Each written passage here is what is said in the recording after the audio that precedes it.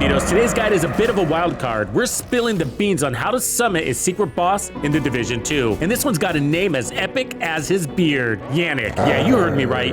Yannick the Beard. No, he's not the latest hipster barista. He's a hidden boss and an Easter egg reference to someone in the real world. After a quick bit of storytime lore, we're going to show you the ropes on how to summon him, give you a very unique hunter-killer build, and teach you how to use it to take him and other hunters like him down to the ground. Grab your gear, let's do it.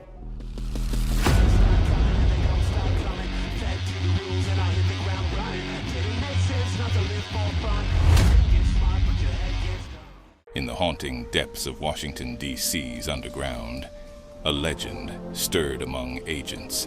Whispers of a secret boss named Yannick the Beard, lurking in the labyrinthine tunnels, reached the ears of the bravest among them. Some dismissed it as mere myth, but others saw it as the ultimate challenge, a dance with the unknown.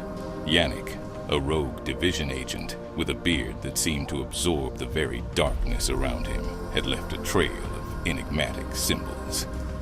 Those who dared to decipher them would summon him from his underground lair. The summoning began, echoing through the subterranean corridors like a forbidden incantation. As if responding to the call, the air grew thick with tension. Or was it something else? The tunnels, once silent, now pulsated with an unseen energy as Yannick emerged from the darkness, his silhouette framed by the pale glow of hunter tech.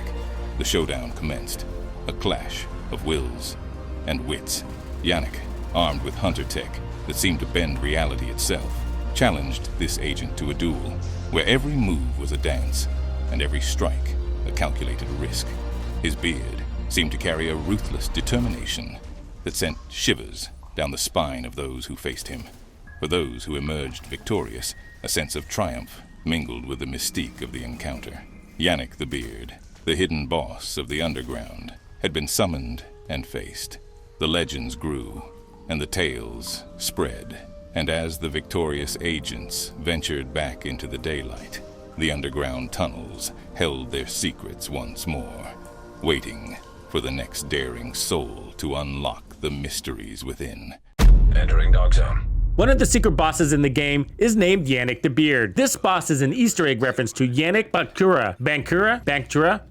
to Yannick, and I'm not going to try to pronounce his last name, on the developer team at Massive Entertainment, who has been in the Division series since the very beginning of the first game. And he is a beast. He is equipped with an AR and the Sausage 12 shotgun. For skills, he can use an airburster, seeker mine, and a very pesky striker drone to flush you out of cover. Also, beware of his flashbangs. His melee and shotgun are his greatest threats, so don't let him get within arm's reach. So Yannick is hiding in the tunnels underneath Constitution Hall, just to the left of the White House. So what you're looking for is this tunnel entrance right here. It's just north of 21st and C Street. The coordinates are 1536, 1984. So you can place your marker here. What you're gonna wanna do is fast travel to the safe house and then make your way over there. This is actually gonna be a underground parking garage, and so you're gonna make your way down the underground parking garage ramp, and then there's gonna be a blowout to the right that's gonna take you into the sewer system. You're gonna head right and just follow the path. There's twists and turns, but it's pretty direct. And then there's gonna be another blowout that'll open up on your left-hand side at the very end of the tunnel. Now you're gonna be in some sort of tunnel maintenance room. Right where you encounter this maintenance room, just below where you entered, there's going to be this symbol. So just go down the stairs. You should see the symbol right here. So what you're gonna wanna do is jumping jacks right on that symbol. And this should spawn Yannick pretty much right away. So as soon as you see your screen glitch, he has spawned. Now where he spawns is a variable. I've seen him spawn right above me sometimes, and then other times across the room. So just be prepared for anything at that stage. So from there, it's time to take him down. But don't you worry, we got the right build for this guy or any hunter you might face, including named bosses.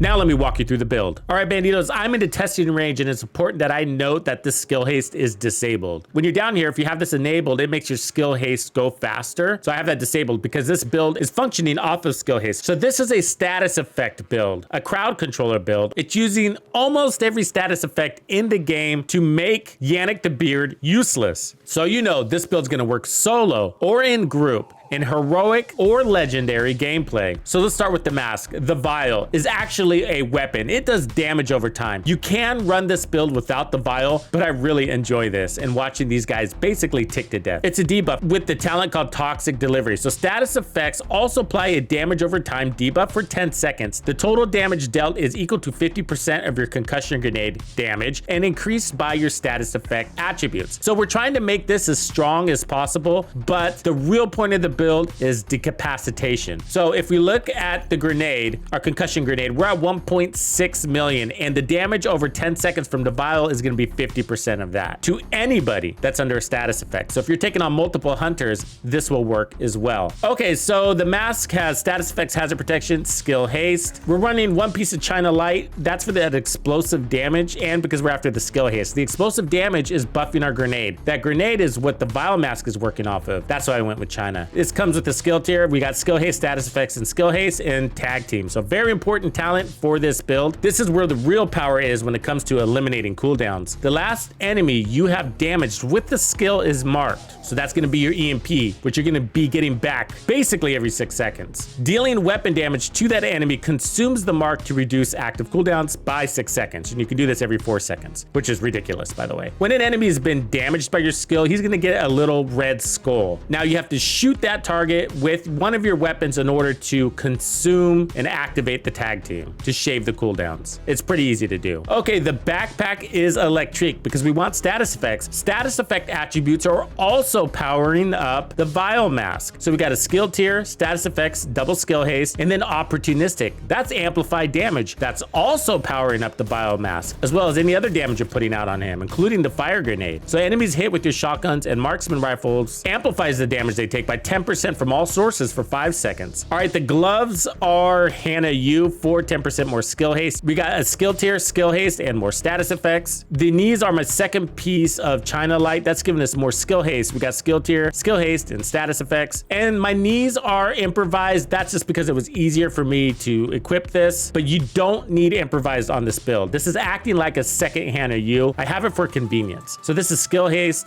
and status effects with the skill tier. The easiest piece to put here is the third piece of China, because that's going to give you 10% more status effects. And then just put status effects and skill haste instead of skill damage. So for specializations, I'm running survivalist. The real reason why I'm running survivalist is for the fire grenade. It's one more weapon. So for some reason, if your skills are disabled, you have the fire grenade to apply a status effect. The survivalist also gives more damage to status affected targets for your allies. Okay, the weapons are clutch. So I'm running the lefty shotgun. The shotgun is activating opportunistic backpack buff. Otherwise, I'm running it for that perfect sledgehammer. So enemies that are damaged with the grenade are marked and take 40% more damage to armor and have a 30% less movement speed. Really helpful, especially against hunters, because they are quite elusive. So you just need to make sure you have this in hand when they are struck by your fire grenade. Once that happens, you can continue to activate opportunistic, or what I recommend actually is to switch over to the St. Elmo's engine. And with this one, you're using it strategically for its Actum-esque talent, which gives you a full mag of shock ammo. And so you're going to use this to activate the vial buff for 10 seconds and hold him still. So you can also use the Scorpio shotgun instead of St. Elmo's, but St. Elmo's has the range and you're trying to keep your distance from this hunter. And also St. Elmo's is going to give you pure shock, where the Scorpio shotgun is only going to shock him periodically. I can shock this agent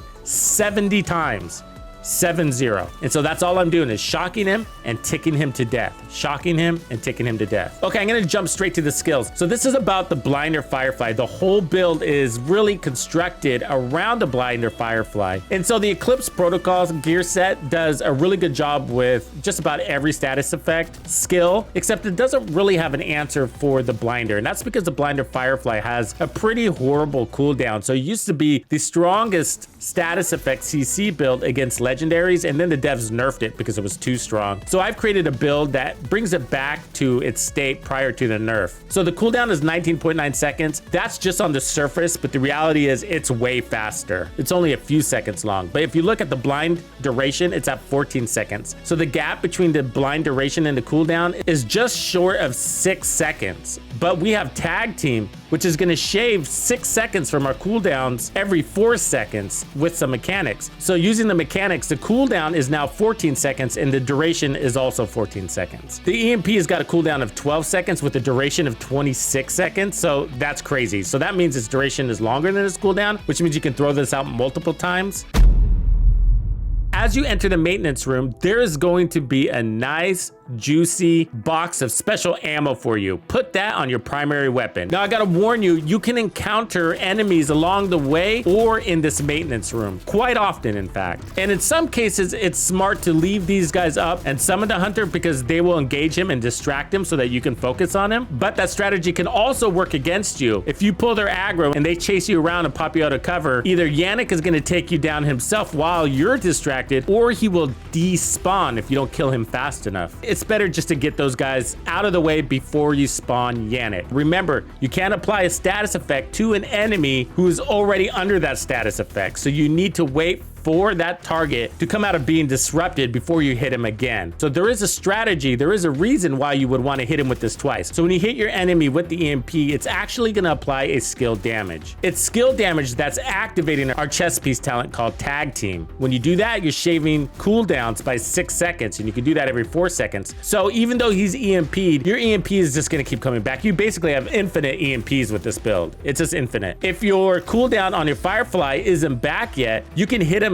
with your EMP again, even though he's already under disruption, just for the sake of getting your Firefly back. You have the fire grenade to apply a status effect. It's also a good way to kick off the fight. Hunters usually spawn from the same exact location. They have a spawn location, so if you know that, you can anticipate it, throw out that grenade, and they will spawn into a pool of fire. Then switch over to your primary, and you can get him to bleed, catch on fire, be EMP'd, blind, shocked, as well as take more damage because of perfect sledgehammer. Now, when you hit him with the shotgun, you're also going to be activating opportunistic. He's ticking from the vial damage, and so when you hit him with the sledgehammer talent and opportunistic because of that shotgun, that's going to amplify that damage over time effect. When you're a crowd controller, so trying to put out a lot of shots for the sake of weapon damage, although it's a little helpful, it is more important that you hold that enemy still so that the players with real DPS can do their job. In this case, I'm playing solo, but I'm still playing into my role, which is decapacitation. Yeah, I'm toying with him a little bit. I could probably put out more shots and just end this fight faster, but this is fun. Neutralize the hunter, tick him to death. I know what you might be thinking. Well, hunters disable your skills. Yeah, well, that's only for a couple of seconds, but we have status effect outside of our tech. So we have an answer for that. We can still apply crippling status effects to the hunter even when our skills are down. But once our skills come up, you're gonna be able to EMP the hunter and blind him. And when he's under status effects, he cannot disable your tech. You're disabling his ability to disable. Now, Yannick the Beard doesn't disrupt your tech, but he does have his own tech. He's gonna try to put out those skills quickly. Basically, you wanna EMP him as soon as you can. You could also blind him, but I just like to hit him with that EMP. If he happens to get that Airburster Seeker Mine loose, just be sure to displace because it has a fixed targeting system, so it's gonna go to wherever you are when it released. And as far as that drone, an EMP is your best bet against it, but you're gonna wanna get that drone out of your face as soon as possible because it's definitely gonna distract you or nick you down to basically nothing, and then Yannick's got you in his clutches. So before you go take on Yannick the Beard, come here to the testing range. Put it up invulnerable at 5 meters and just wail on whatever target to fill up that meter. When you do, you're gonna get a full 70 rounds of shock ammo. Now stow that weapon and go pick your fight with Yannick. Okay, so let me show you how it works. So basically, you're gonna tag these guys, they're gonna go blind, and so the vial is now activated, right? Now we can EMP them. And as you can see, there's our tag team. So when I shoot that tag team, it's gonna give me my skill back. I can now blind them again. And then pulse him again. And then tag him again. And then blind him again. Obviously, we're blinding them too early, but just to demonstrate that you can do this infinitely. And then, of course, you have the fire grenade. So just make sure you have the shotgun in hand when you toss that. Okay, you probably get it. Okay, just to show you how great this build is and the fact that you don't even need weapon damage or your skills all the time because of how many tools you have on your utility belt, I'm gonna go and take on Yannick the Beard with all 5 directives solo using this build. And because I have all 5 directives, I can no longer stack that shock ammo in the testing range because the White House isn't gonna let me add ammo to any of my weapons. So the only weapon I have that's effective is the pistol. So along the way, what I'm gonna do is go ahead and kill a couple of guys just to get some ammo. And then I'm gonna use that ammo to build up some shock ammo stacks. That shock ammo that's delivered comes from the magic ammo crate on the other side of the rainbow. So you don't need to get a kill with your pistol to earn that shock ammo. You don't need much ammo in your shotgun. That's because you're gonna grab that specialized ammo right when you get downstairs into the tunnel maintenance room.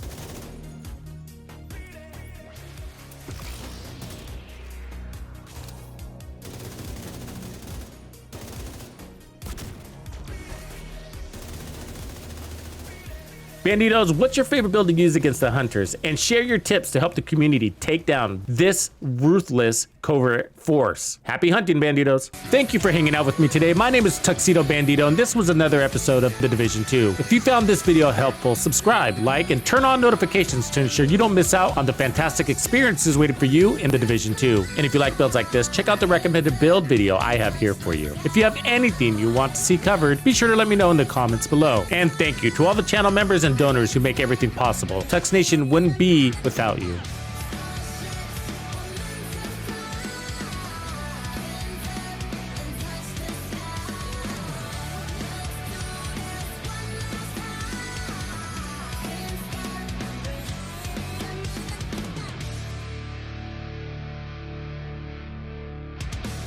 Follow me. I get it.